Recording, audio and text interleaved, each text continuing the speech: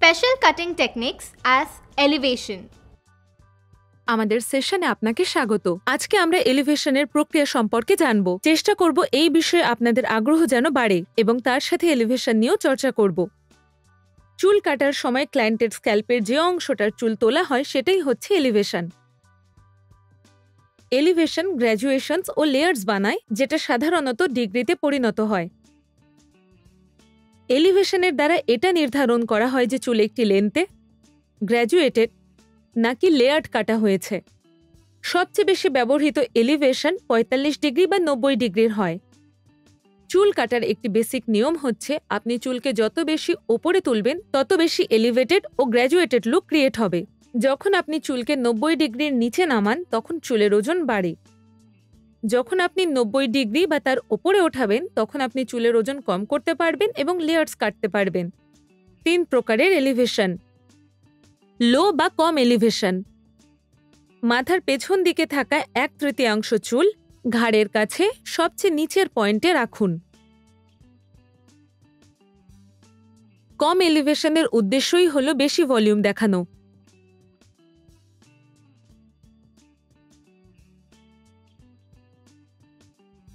এই এলিভেশনটা সবচেয়ে সুন্দর দেখায় পাতলা ও হালকা চুলের ওপর।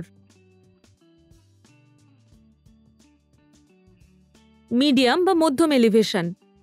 চুল যেখান দিয়ে গজায় সেখান থেকে সোজা ওপরে উঠে যায়, তাই আঙুলগুলো চুলের সমান্তরালে রাখুন এবং কাঁচিকে আঙুলের অ্যাঙ্গেল বরাবর চালান।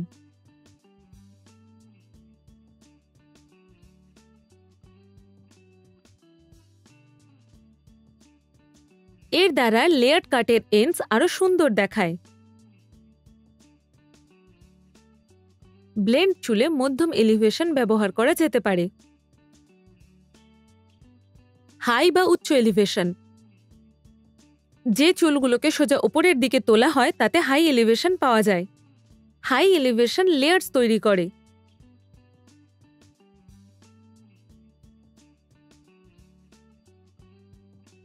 মাঝারি বা ঘন চুলে হাই এলিভেশন ব্যবহার করা যেতে পারে, তবে হালকা ও পাতলা চুলে কখনোই না।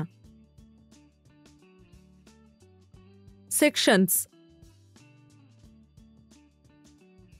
সুবিধার জন্য প্রথমে চুলকে সমান ভাগে ভাগ করুন।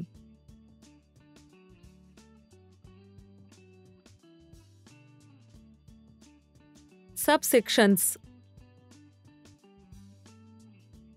লম্বা চুলের ছোট অংশ কাটার সময় চুলের মধ্যে নিয়ন্ত্রণ বজায় রাখার জন্য এটি ব্যবহার করা হয়। ভাগ বা বিভাজন। স্ক্যাল্পের মাঝখানের বিভাজন লাইন বা সিথি চুলের এক অংশকে অন্য অংশ থেকে আলাদা করে। সাবসেকশন তৈরি করে, এলিভেশন, গ্র্যাজুয়েশন ও লেয়ার্স তৈরি করে এবং সাধারণভাবে ডিগ্রিতে পরিণত হয়। ব্লান্ট বা ওয়ান লেয়ার কাটে কোনো এলিভেশন থাকে না। ৯০ ডিগ্রির নিচের এলিভেশন ওজন বাড়ায়। ৯০ ডিগ্রি বা তার ওপরের এলিভেশন চুলের ওজন কম করে বা চুলে লেয়ার্স দেয়। Cutting line. এটা হচ্ছে সেই লাইন চুল কাটার সময় যাতে আঙুল রাখা হয় এবং যেটা শেপ দিতে সাহায্য করে।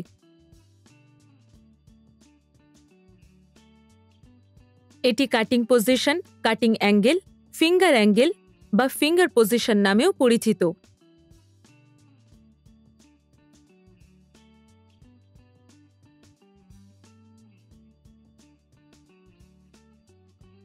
কাটিং লাইনকে হরিজন্টাল, ভার্টিক্যাল, ডায়াগোনাল বা ডিগ্রি অনুযায়ী বর্ণনা করা যেতে পারে।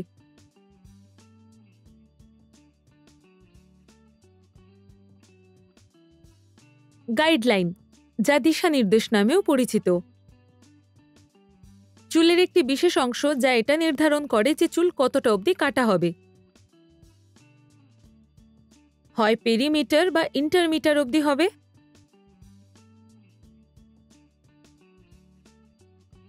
সাধারণত চুল শেপ দেওয়ার সময় কাটিংয়ের এই নিয়মটি সর্বপ্রথম আসে।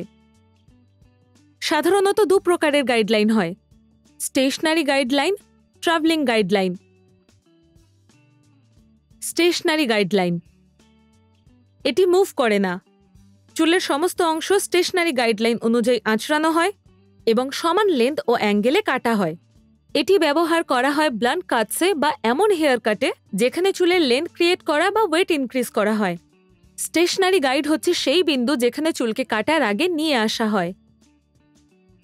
শ্যাগের মতো লম্বা লেয়ার হেয়ার কাটে স্টেশনারি গাইড ব্যবহার করা হয়।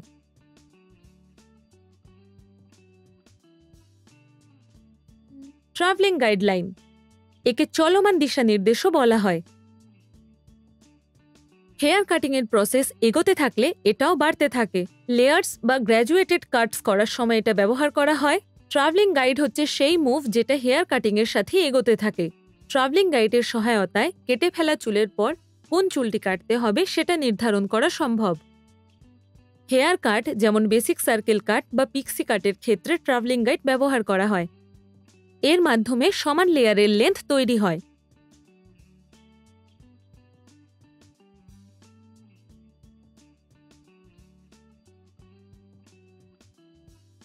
স্কিন শরীরের সবচেয়ে বড় অঙ্গ।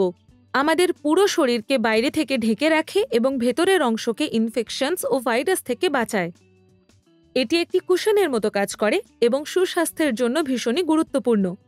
এই বিষয়ে যে পড়াশোনা করা হয় তাকে ডার্মাটোলজি বলে এবং এর বিশেষজ্ঞকে ডার্মাটোলজিস্ট বলা হয়। স্কিন তৈরি হয় জল, প্রোটিন, ফ্যাট, কেমিক্যালস ও মিনারেলস দ্বারা। স্কিনের মধ্যে 3টে লেয়ার থাকে, এপিডার্মিস, ডার্মিস আর হাইপোডার্মিস, যার দ্বারা স্কিনের স্ট্রেংথ, ফাংশন ও থিকনেস নির্ধারণ করা হয়। এপিডার্মিস গ্রিক শব্দ এপিডার্মিসের অর্থ হল ওপরে, যেটা বর্ণনা করে ডার্মিস লেয়ারের একেবারের ওপরের অংশকে।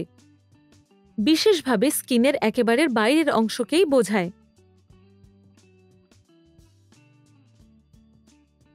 এপিডার্মিসের 5টা সাবলেয়ার হয়: স্টেটাম কর্নিয়াম, স্টেটাম লুসিডিয়াম, স্টেটাম গ্র্যানুলোসাম, স্টেটাম স্পাইনোসাম, স্টেটাম জার্মিনেটাইভাম। কালার থিওরি, এটি মেকআপ আর্টিস্টের জন্য খুবই জরুরি, কারণ এতে স্কিনের ধরন ও টোন ম্যাচ করতে, মেকআপের ভুল শুধরোতে, ন্যাচারাল কালার ম্যাচ করতে এবং প্রস্থেটিক পিস ব্লেন্ড করে রিয়েলিস্টিক ক্যাজুয়াল এফেক্ট দিতে সাহায্য করে। কালার সাধারণত লাইট হয় এবং রঙের এই বৃত্তকে কালার হুইল বলা হয়। কালার হুইল, কালার হুইলের সাহায্যে চোখে দেখেই রঙের প্রিন্সিপাল ও থিওরি বুঝতে সাহায্য হয়। কালার হুইলে 12টা রং থাকে, যার মধ্যে 3টে প্রাইমারি কালার, 3টে সেকেন্ডারি কালার এবং 6টে টার্সারি কালার থাকে। এর সাহায্যে আমরা বিভিন্ন রং ব্যবহার করে নতুন রং তৈরি করতে পারি। প্রাইমারি কালার, প্রাইমারি রঙের একটি সেটে রঙিন বা রঙিন আলো লক্ষ্য করা যায়, যা দিয়ে বিভিন্ন রকমের রং মিশিয়ে নিজের ইচ্ছে মতো রং তৈরি করা যায়। প্রাথমিক রং হল লাল, নীল ও হলুদ। সেকেন্ডারি কালার, সমমাপের 2টি প্রাথমিক রঙের মিশ্রণে এই রংটি তৈরি হয়। কালার হুইলে সেকেন্ডারি কালার প্রাইমারি কালারের মাঝখানে লক্ষ্য করা যায়। পারম্পরিক রীতি অনুযায়ী লাল ও হলুদ রঙের মিশ্রণে কমলা রং তৈরি হয়, লাল ও নীল রঙের মিশ্রণে বেগুনি রং হয় এবং নীল ও হলুদ সবুজ রং তৈরি করে। টার্সারি কালার, প্রাইমারি ও সেকেন্ডারি কালারের মিশ্রণে টার্সারি বা ইন্টারমিডিয়েট কালার তৈরি হয়। নীল ও সবুজ, নীল ও বেগুনি, লাল ও কমলা, লাল ও বেগুনি, হলুদ ও কমলা এবং হলুদ ও সবুজ হচ্ছে এমন কিছু কালারের কম্বিনেশন যা মিক্স করে আপনি অন্য রং বানাতে পারেন। এই সেশনে আমরা এলিভেশন ও তার 3টি ক্যাটাগরি সম্পর্কে জানলাম এবং লেন্থ অনুযায়ী হেয়ার কাটের গাইডলাইন জানলাম। আশা করব আপনারা উৎসাহ পেয়েছেন। ধন্যবাদ।